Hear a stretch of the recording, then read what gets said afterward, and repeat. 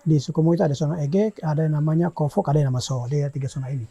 Jadi dua zona ini tidak boleh. Untuk kepentingan penelitian pun tidak boleh. Bayangkan saja itu. Cukupnya memberikan jeda kepada alam untuk beregenerasi dan kita kemudian ambil lagi. Jadi itu Egek punya. Sebenarnya Egek ini sama dengan sistem konservasi. Egek mengambil secukupnya dan memberikan jeda kepada alam untuk memproduksi kembali, lalu dibuka lagi pada rentan waktu berikutnya. Itu yang kita sebut dengan konsep menabung dalam sistem ekonomi. Hari ini mereka bisa ambil untuk makan hari ini, ya untuk besok, nanti besok aja. Sedangkan kalau dalam bisnis, tidak bisa, hari ini adalah permintaan untuk dia dengan kapasitas tertentu ataupun dengan kuantiti tertentu.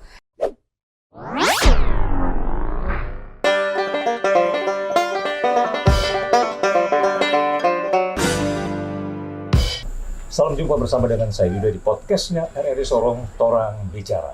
Dan kali ini podcast hadir langsung di Kampung Malamkarta, Distrik Makbon, Kabupaten Sorong, Papua Barat Daya. Kebetulan di kampung ini sedang diadakan salah satu festival yang sudah cukup punya nama tentunya ya, Festival Egek. Dan untuk itu di kesempatan saat ini juga kami akan berbincang-bincang dengan narasumber yang memang spesial hadir di podcast kita saat ini tentang tatanan hidup masyarakat adat yang memanfaatkan sumber daya alam baik laut dan juga darat yang ternyata sampai saat ini masih tetap dijaga dengan baik. Tidak usah berlama-lama lagi, segera saya perkenalkan narasumber-narasumber saya, tamu-tamu spesial saya di saat ini. Selamat siang, Bung Tori. Selamat siang, Dewobok. Ya, Dewobok. Dewobok. Iya, Bung Tori boleh menyapa dulu untuk Ya, semua penonton saya di podcast. ya, selamat siang, Dewobok untuk semua yang ada di podcast RRI Sorong. Ya, Bung Tori sebagai apa ini? Banyak sih. Saya sebenarnya pemuda dari Kampung Malamkarta, Ya. tapi juga penanggung jawab untuk pengelola usaha pengelola kawasan Egek yang ada di Malamkarta. Oke, selain Bung Tori, saya juga punya tamu spesial, Mbak kita. Selamat siang. Selamat siang. Begitu sampai di Mbak, nadanya agak turun dikit ya. Mbak boleh namanya, kemudian bergerak di apa begitu. Oke, baik. Selamat siang semua. Saya Nurdana Rizky Pratiwi, tapi sehari-hari dikenal dengan Tiwi.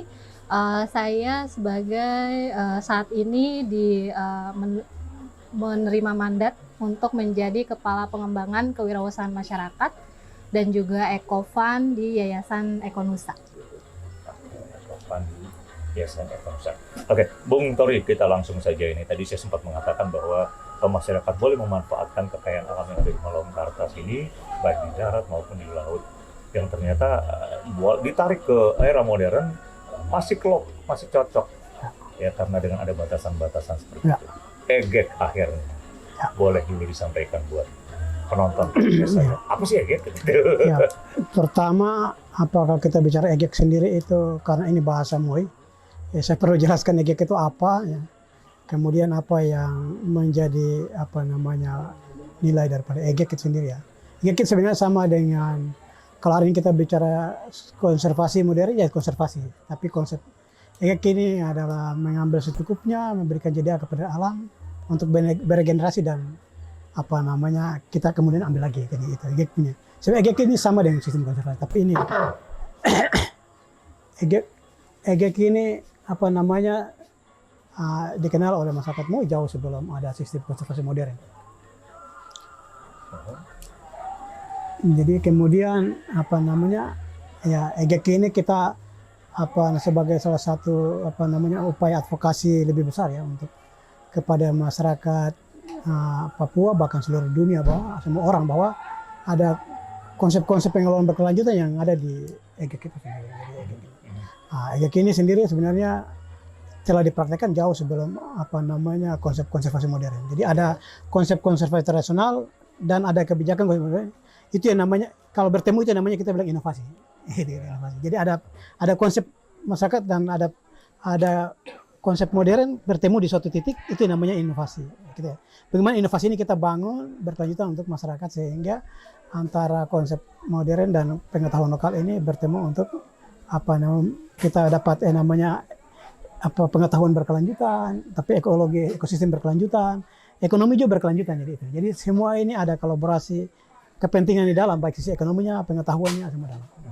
Oke, jadi Bung Tori bilang bahwa dengan adanya EGEK artinya tidak semua dihabiskan hasil-hasil ini hari ini, tapi ada kesempatan untuk anak-anak cucu kita juga boleh mendapatkan itu ya. Iya, karena memang konsep dasar EGEK adalah mengambil secukupnya, Ya, mengambil secukupnya, memberikan jeda kepada alam untuk bergenerasi.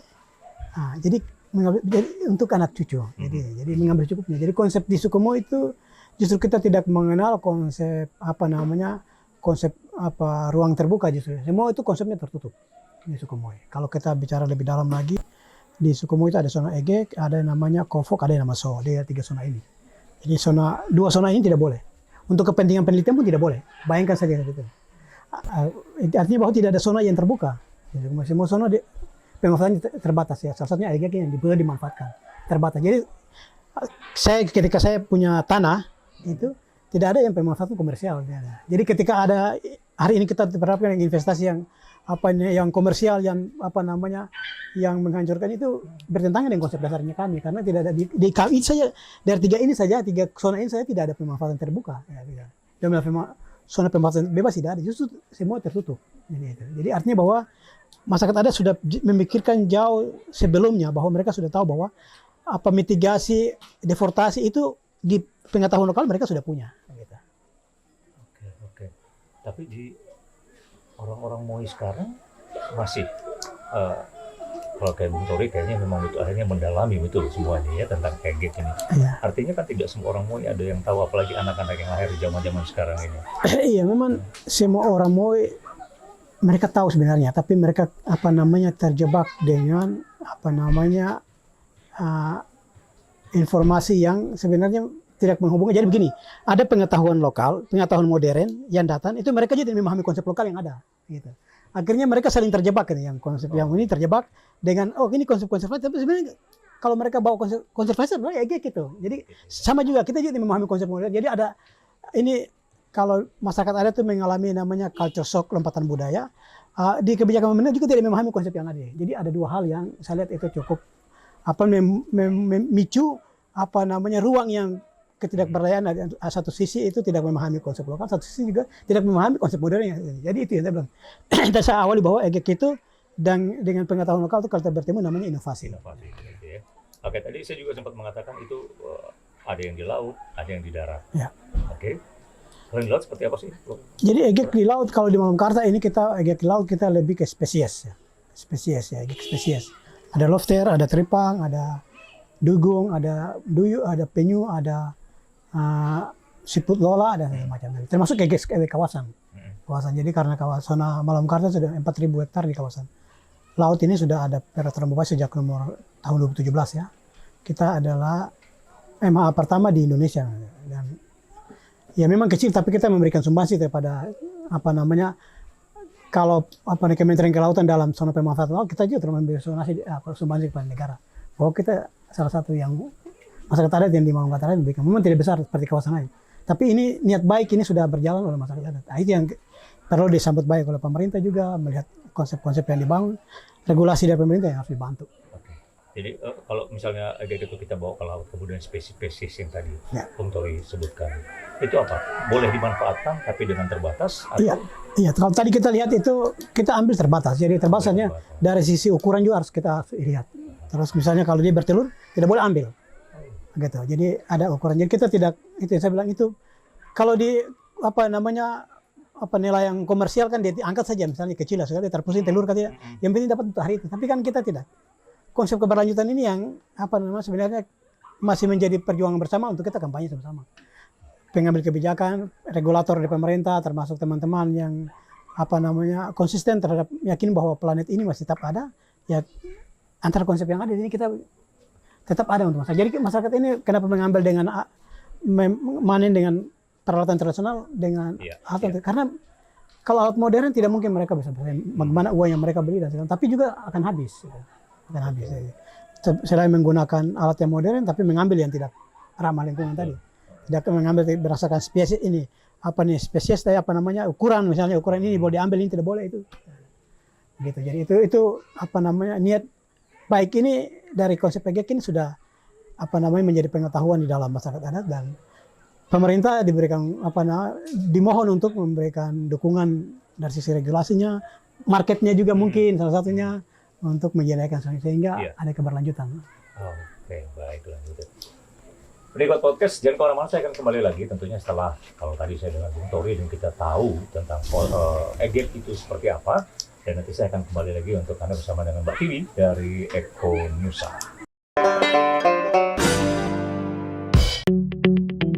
RRI Digital, dengan tampilan baru, berbagai konten kolaborasi dari berbagai program nasional, termasuk siaran visual langsung, siaran radio langsung, daftar putar musik, podcast, berita video, dan berbagai fitur interaksi pengguna dalam permainan. Berbagai konten menarik seperti suka, komentar, dan berbagi, serta obrolan langsung dengan penyiar dan pengguna. Pesan langsung dan fasilitas obrolan pribadi antara pengguna aplikasi juga tersedia. RRI Digital tersedia di Google Store dan App Store. RRI Digital.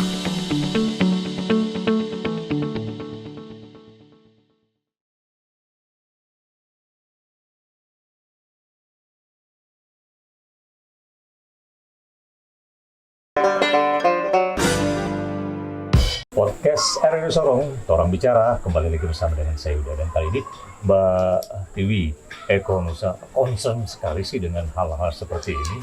Bolehlah sedikit, selain concern dengan yang tadi EGEP baru juga disampaikan Bung Tori, apalagi sih Ekonusa concern di sana?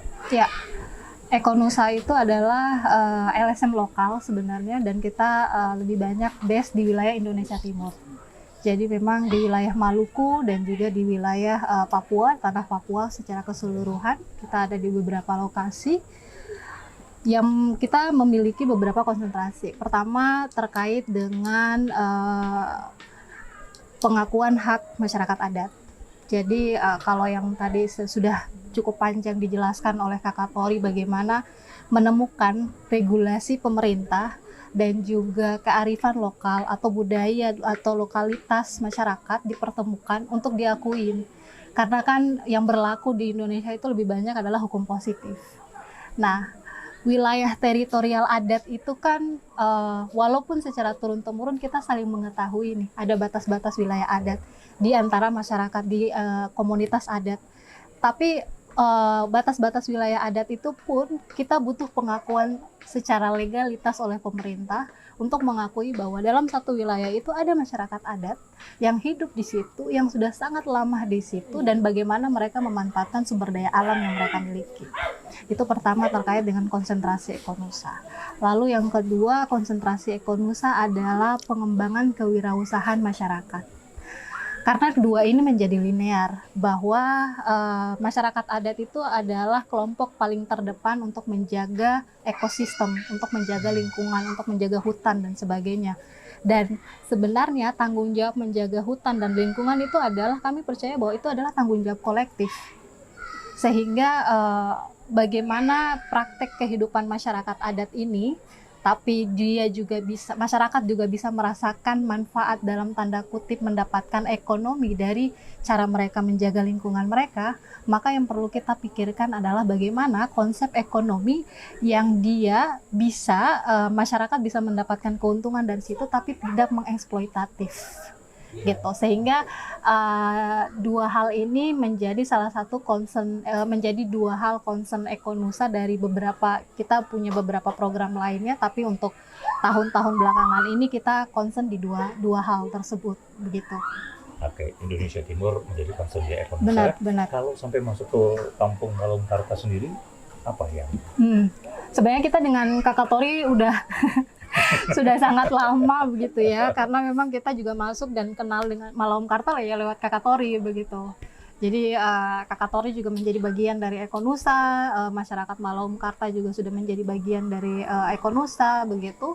sehingga itu secara natural berjalan dan kita mengintervensi dengan beberapa program ya tadi pemetaan wilayah adat, lalu terkait dengan dukungan pengembangan ekowisata berbasis komunitas, lalu juga mensupport beberapa kelompok UMKM untuk melakukan produksi keripik ladi gitu. Yang semua itu sebenarnya linear, yang harapan kita yang pada ujungnya bahwa masyarakat mendapatkan manfaat dari bagaimana mereka menjaga sumber daya alam yang mereka lindungi ini. Tapi bagaimana kita masuk ke Malaungkarta? Lewat Kakatori juga. Jadi tetap ibaratnya Kakatori lah yang bawa jalan sampai pada akhirnya kita ke Malaungkarta. Oke, dengan EG tadi kemudian concern eko masuk nyambung, kemudian kalau semua hasil-hasil dari yang ada di Malaungkarta ini kemudian dipakai akhirnya untuk ekonomi berputar. Sekarang ekonomi inklusif. Eko melihatnya seperti apa? Oke, yang berkelanjutan ekonomi ini tentunya. Ya.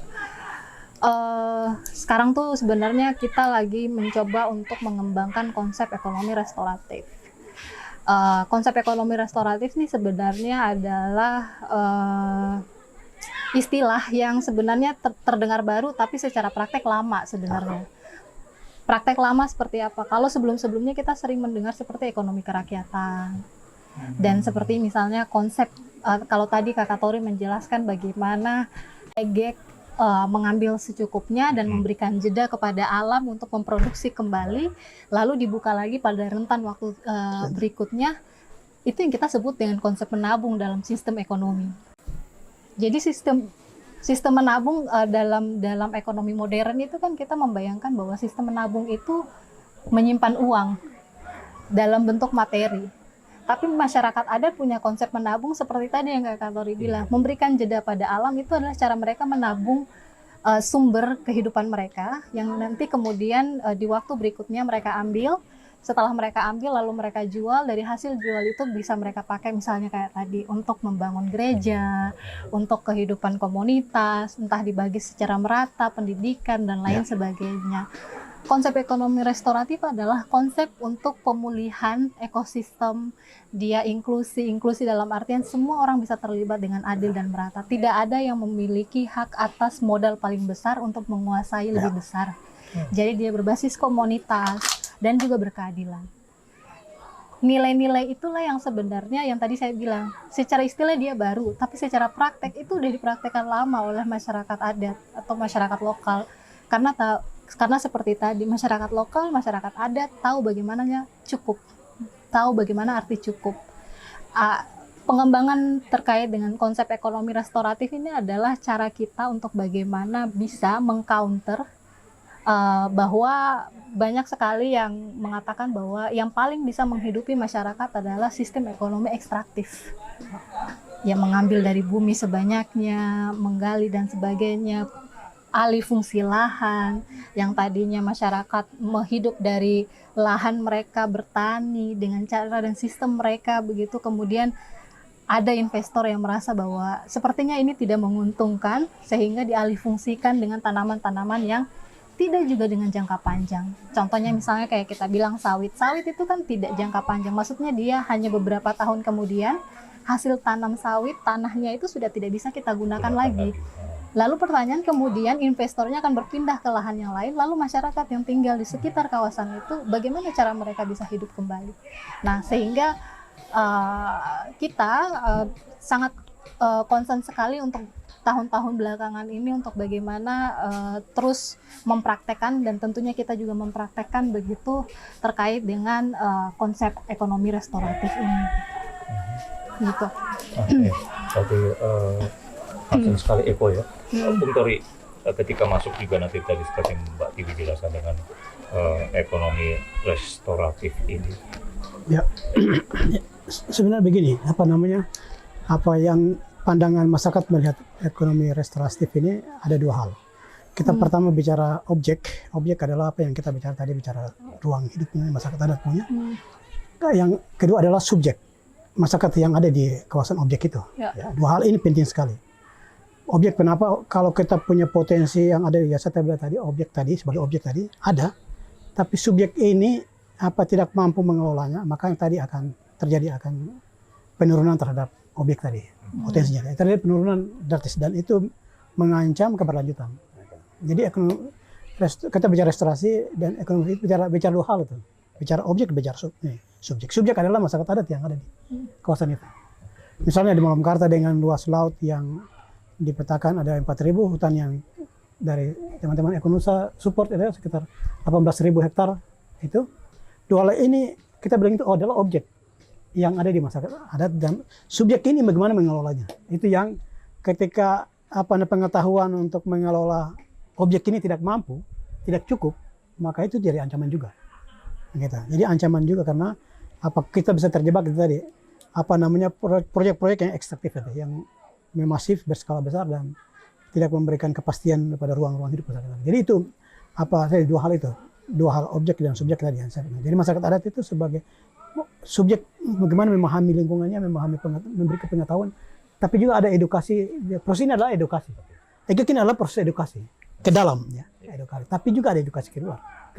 Bagi orang lain yang tidak memahami konsep ruang yang ada dibangun, konsep EGEK itu mereka tidak tahu ini ruang edukasi yang kami bangun supaya ruang edukasi ini besar dan semua orang melihat itu penting juga bahwa selagi kita masih hidup di di bumi yang sama, planet yang sama, kita akan mengenal semua. Saya orang Maui misalnya ketika ini hancur, ya ini hancur, hutan ini hancur, ya bukan orang Maui saja.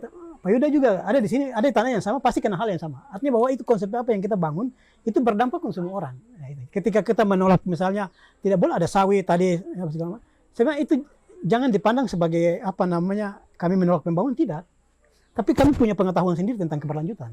Itu. Jadi, lagi-lagi jangan memahami bahwa, masyarakat menolak, karena kita pemahaman beda. Pembangunan seperti apa yang kita mau? Karena kita maunya ada keberlanjutan, tadi sudah dijelaskan oleh Tiwi, bahwa dengan cara begini mereka bisa ambil tuh semua orang. Jadi misalnya Malamkarta ambil. Semua orang kami kasih tahu di sini tidak boleh ambil buah jaring. Karena ada ibu-ibu yang di sini yang mereka suka mancing. Dalam keadaan hamil mereka mancing. Dari sisi bicara pelanggaran HAM, hak asasi manusia, itu kita bicara hak asasi manusia, kita berikan jaminan bahwa mereka dapat ikan yang sama dengan orang yang. Jadi itu dari hal itu kita tidak lihat sebenarnya kadang-kadang. Tapi sekecil ini itu kadang-kadang tidak dinilai dalam dinilai dalam forum-forum besar, tapi kita sudah mampu memberikan memberikan mereka bahwa ada keberlanjutan bahwa mereka. Jadi kita larang tidak boleh buang jaring sini karena ada ibu-ibu yang ini mereka dorong perahu pancing dapat ikan, menyusui atau ke rumah rebus untuk anak makan. Ini kan secara langsung kita bicara hak hidup mereka. Jadi kalau misalnya besar kita bawa orang semua, mereka tidak punya jaring untuk memilih jaring, tapi dengan cara itu mereka larang gitu. Dari manfaat dari EGEK sendiri untuk pembangunan ekonomi di masyarakat Malamkarta sendiri, sudah merasakan manfaat. Ya, sebenarnya saya itu di mana-mana saya selalu bilang, saya tidak terlalu bilang ekonomi karena saya bilang keberlanjutan, karena saya suka keberlanjutan karena ekonomi kalau kita bicara uang ya pasti semua orang, tapi kalau saya bicara keberlanjutan saya pikir semua orang akan rasa. Ya. Manfaat keberlanjutan ini pasti semua orang dapat. Jadi misalnya kita buka biasa di sini kami buka biasa 1 bulan misalnya, 1 bulan untuk mereka cari untuk kebutuhan umum, misalnya ada pembangunan gereja di sini atau pembangunan umum. Tapi biasa di sini di internal mereka atur nanti 1 minggu ini mereka cari pribadi. Jadi semua dapat. Jadi itu sudah ini. Dan kadang-kadang kita biasa umum, tapi dalamnya kita atur supaya ada keselamatan. Jadi nanti 1 minggu sisa sebelum menutup 1 minggu sisanya itu mereka cari. Sudah kita cari. Silakan keluarga ambil, jual. Jual. Jadi ya itu menguntungkan bagi saya. Ya, biasa kami punya catatan di setiap tahun. Setiap hasil jualan kami punya catatan, berapa udangnya, berapa teripangnya, itu ada, kami punya catatan ada. Dan tahun kemarin kita hampir 300 juta ya, tahun kemarin 2023 kemarin kita sekitar 300 juta yang mereka dapat. Di luar yang tadi itu yang terhitung tuh, yang tadi masuk ke umum biasa kita hitung, tapi yang sudah mereka kadang-kadang tidak hitung itu, sudah itu masing-masing nanti di keluarga biasa. Jadi yang mencari dapat, yang masak juga dapat, semua dapat. Penonton podcast, saya masih akan kembali lagi dong ya tentang manfaat dari ekonomi restoratif bersama dengan Mbak Tiwi. Kalau tadi sudah sangat juga disampaikan oleh Bung Tori, ternyata manfaatnya banyak dirasakan oleh masyarakat yang ada di Malamkarta ini. Jangan kemana-mana.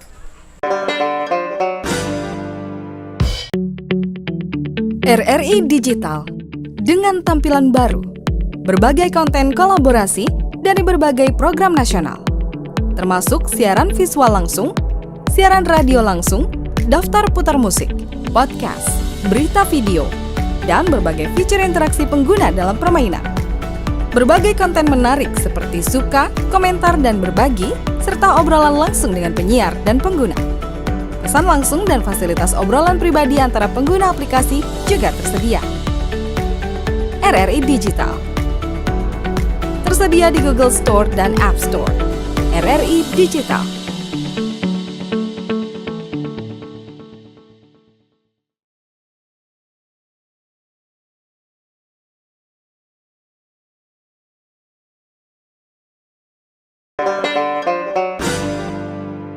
Sorong bicara dalam podcast RRI Sorong kembali lagi bersama dengan saya Yuda, Mbak Tiwi.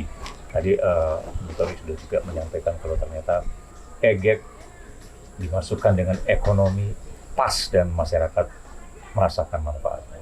Ekonosa sendiri, apakah cuma memang, ayo setelah ada objeknya tadi, apakah juga dicarikan solusinya untuk jualnya kayak apa dan lain sebagainya? Kayak apa? Ya. Sebenarnya kalau kita berbicara terkait dengan pengembangan usaha, terutama yang berbasis masyarakat, kendalanya rata-rata dua. Apa itu? Pertama, akses modal. Kedua, akses pasar. Ya.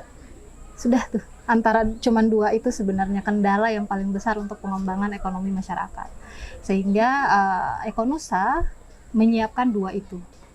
Yang pertama, akses modal. Kita punya program EcoFund, itu adalah sebuah program pendanaan untuk kelompok usaha, baik yang berbadan hukum maupun yang tidak berbadan hukum, baik kelembagaan di tingkat kampung, kelembagaan agama, kelembagaan perempuan, semua kita support.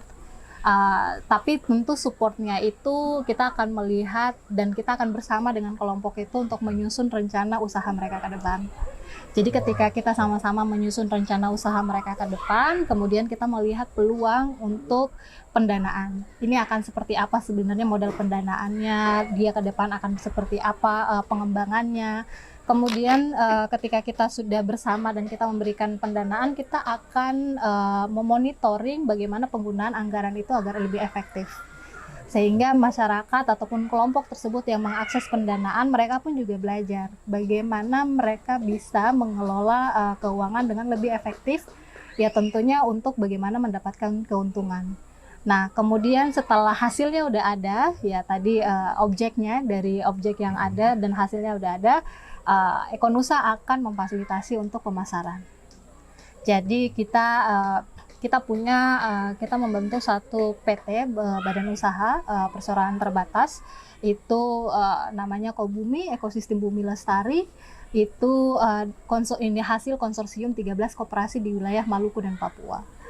Nah, 13 koperasi ini terlibat sebagai pemegang saham di PT Kobumi, yang kemudian dari setiap koperasi-koperasi ini di tingkat lokal, bahkan ada yang memang sampai pada tingkat kampung, yang kemudian mengambil hasil dari masyarakat. Setelah itu mereka menjual ke Kobumi, Kobumi lah yang bertanggung jawab untuk trading ataupun mencari pasar yang lebih luas.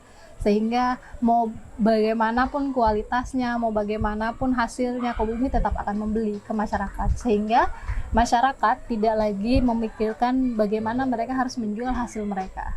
Yang mereka fokuskan adalah bagaimana mereka bisa memproduksi dengan rutin, tapi juga dengan tadi memikirkan kearifan lokal, konservasi dan lain sebagainya, ya tadi arti cukup tersebut. Tapi mereka sudah tahu kemana mereka harus menjual produk mereka. Nah, mereka akan jual ke Kobumi, Kobumi akan mencari pasar yang lebih luas. Jadi secara konsep Kobumi itu ada seperti social enterprise, dan juga dia sebagai trading hub. Jadi semua produk-produk masyarakat akan masuk ke Kobumi dan Kobumi akan melakukan trading. Dan dia juga sebagai off-taker, yaitu secara sederhana ya mengkolek semua produk-produk dari masyarakat adat, masyarakat lokal, ditampung dan dijual. Untuk wilayah Sorong, kita lebih banyak concern untuk komoditas perikanan. Komoditas perikanan tuh ada udang di wilayah Sorong Selatan dan sekitarnya. Tapi kalau untuk di Maluku, kita concernnya lebih banyak ke spices ataupun rempah.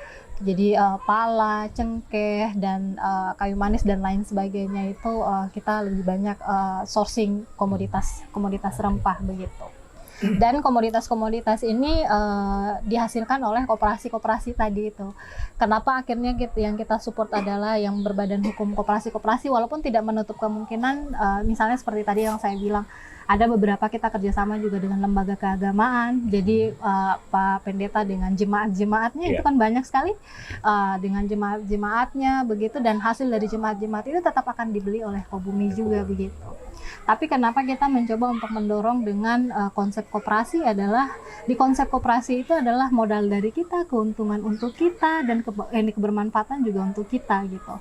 Jadi tidak ada satu orang pun di dalam koperasi yang paling tinggi dan atas kepemilikan modalnya. Sehingga karena paling tinggi kepemilikan modal itu kan mencirikan bahwa dia punya kuasa lebih tinggi terhadap keuntungan. Tapi kalau koperasi mereka akan belajar bahwa semua orang sama. Baik pengurus, baik anggota, baik penasehat, semua akan sama statusnya begitu. Nah, keuntungan itulah yang akhirnya modal mereka sama, keuntungannya mereka dapatkan dibagikan sesuai dengan kesepakatan mereka.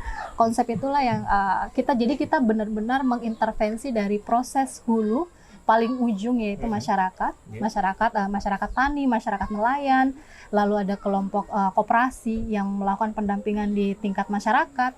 Kemudian kita juga ada proses di tengah, yaitu produksi. Kemudian kita sampai pada proses paling hilir, yaitu pasar. Jadi kita mengintervensi rantai pasok dari hulu sampai ke hilir untuk kita bisa melihat bahwa solusi dari bagaimana mengembangkan ekonomi masyarakat adalah kita mengintervensi dari ujung sampai ujung. Sehingga masyarakat tahu bagaimana mereka bisa menjual hasil produknya, tapi juga mereka juga bisa belajar bagaimana meningkatkan kualitasnya, bagaimana juga mengefisiensikan anggaran mereka sesuai dengan kebutuhan, sehingga dari hasil usaha mereka bisa merasakan dampaknya. Ekonomi itu restoratif. Ekonomi restoratif. Kita sedang yang tadi saya sempat jelaskan bahwa kita juga sedang mempraktekkan bagaimana konsep ekonomi restoratif ini. Permasalahan yang besar tadi dua tuh ya. Ya, modal betul. Dan jualan itu. Betul. Sebenarnya Bung Tori sama teman-teman sudah tinggal enak berarti. Tapi waktu Eko Bumi lempar keluar, ada kan pasti syarat-syarat yang di luar. Saya maunya gini loh, higienis dulu saya sebagainya. Iya. Itu Eko Bumi yang mainkan semua tuh. Kobumi akan fokus pada objek ataupun hasil, jadi hasil dari masyarakat. Tapi Ekonusa sebagai yayasan yang berfokus sebagai peningkatan kualitas produk, memikirkan bagaimana peningkatan kapasitas masyarakat, bagaimana memikirkan pendampingan masyarakat. Nah, itu ada di skala yayasan. Begitu ini masyarakat udah siap nih, ada produknya, baru kita lempar ke Kobumi. Kobumi lah menerima hasil yang sudah kita kurasikan dari yayasan ini. Makanya kita sebutnya sebagai enterprise, social enterprise. Hasilnya kemudian memberikan dampak kembali kepada yayasan untuk melakukan tadi pendampingan dan ya. Aduh, ini memang klop sekali. EGEK tetap jalan dengan budayanya, masuk ke ekonomi modern. Walaupun tadi Mbaknya bilang sebenarnya udah lama sih kita lakukan ini, cuma namanya aja yang ganti. Semuanya klop dan bisa berjalan bersama-sama. Bung Tori, akhirnya nih harapannya apa sih? Sebenarnya kalau kita lihat, memang kita bicara di tingkat masyarakat adat ini, kita yang kekurangan kita adalah pertama adalah sumber daya. Itu saya lihat sumber daya untuk manajemen sumber daya itu yang kurang kalau saya lihat itu. Untuk terus kemudian konsistensi kita untuk keberlanjutannya itu yang belum ini. Jadi karena kita masyarakat adat ini polanya meramu semua, ya pola meramu. Karena konsep meramu ini masih ada di masyarakat, jadi mereka ambil sudah nanti besok baru kita ambil lagi. Jadi untuk yang sampai ke tingkatan yang kita bicara misalnya berkelanjutan yang untuk besok kita panen itu mereka kadang-kadang tidak pikir itu. Ya sudah, tinggal nanti kita ambil kapan lagi saja. Jadi itu untuk manajemen mengatur ini waktu dengan kemudian sumber daya yang bagi saya itu yang kita butuh sekali ini. Dan itu misalnya macam kalau kita mengakses ya, tadi juga teman-teman misalnya tadi Pak Staf Ali ada sampaikan bahwa kita bisa akses yang lainnya, ya itu kita akan dibenturkan dengan aturan dan segala macam. Itu kita butuh sumber daya yang mampu untuk mengelola, membuat ini masuk ke dalam regulasinya mereka. Misalnya kita akses itu butuh sekali. Jadi agak kurang kita itu, kurang kita paling itu dasar. Yang kemudian ya kalau kita bicara keberlanjutan pengawasan, ya saya pikir masyarakat sebenarnya tidak kekurangan karena mereka punya pengawasan secara tradisional mereka lakukan setiap saat. Ya. Oke. Mbak Tiwi, yang ingin disampaikan di penghujung podcast kita saat ini. Tapi tunggu dulu. Biasanya kalau udah sampai dengan ekonomi itu kan biasa kalau misalnya ada yang sudah suka dengan produknya Malam Karta ini, kepiting katanya paling bagus dan lain sebagainya. Tapi kan dia maunya 5 ton loh ya, 5 ton eksis terus 5 ton. Nah gitu loh. Ya. Sementara kan EG kan Terbatas. Ini Benar. gimana sebelum kita berakhir? Iya. Benar. Jadi memang kita tidak bisa memungkiri bahwa ada permintaan pasar, sehingga dengan ada permintaan pasar lah baru produk bisa keluar dan berputar, begitu ada hasil ekonomi. Strategi kita adalah karena kita juga sudah tahu bagaimana ya tadi cukup dan karakter masyarakat seperti tadi yang Kakak Tori jelaskan bahwa ya kalau hari ini mereka bisa ambil untuk makan hari ini ya untuk besok nanti besok aja. Sedangkan kalau dalam bisnis tidak bisa, hari ini adalah permintaan untuk dia dengan kapasitas tertentu ataupun dengan kuantiti tertentu. Strategi kita adalah kita mengintervensi di beberapa wilayah sekaligus dengan potensi yang sama. Jadi kita akan menghitung, oke, misalnya dari EG ataupun dari Malam Karta kita punya target 500 tapi dari sini bisa cuma 100. Kita lah yang bertanggung jawab untuk mencari 400 lain di wilayah lainnya dengan sistem yang sama. Pun kalau misalnya cuma 300 nih, kita masih kurang 200. Untuk itu kita akhirnya tahun ini kita punya kapal sendiri yang itu akan memenuhi kekurangan-kekurangan dari hasil masyarakat adat. Untuk bagaimana supaya mengkeep pasar ini untuk tetap ada gitu. Jadi karena apalagi kalau misalnya kita sebut dengan buyer itu mereka punya permintaan tertentu gitu. Nah itu strategi yang kita lakukan gitu. Oke, ya. Oke, tapi bayar kan kadang-kadang kok rasanya beda dengan yang punya Bung Tori Malam Karta. Iya. Tapi sejauh ini semuanya strategi itu cukup berjalan dengan baik begitu. Dengan cara seperti itu. Oke. Saya bisa menarik benang merahnya kalau EGEK berjalan baik, kemudian Eko tadi dengan concern untuk juga memajukan lewat ekonomi, semuanya selama ini ternyata bisa berinovasi, berkontribusi dengan baik semuanya tentunya. Sekali lagi Bung Tori, terima kasih banyak loh, Mbak Tiwi, terima kasih banyak. Sama-sama. Dengan misi mulia Ekonusa terus membimbing masyarakat ya sampai bisa meraih kehidupan yang lebih layak dan lebih bagus lagi. Bung Tori, sukses, salam saya juga buat teman-teman di Malam Karta semuanya. EG tetap harus dong, walaupun ada banyak tawaran datang yang menggiurkan. Ya, sekali makasih Mbak Tiwi. Siap, sama-sama. Dan pencinta podcast RRI Sorong, tolong bicara, saya juga harus pamit. Terima kasih atas kebersamaannya dari Kampung Malam Karta. Kita berpisah, ketemu lagi di podcast dengan topik-topik menarik di lain kesempatan.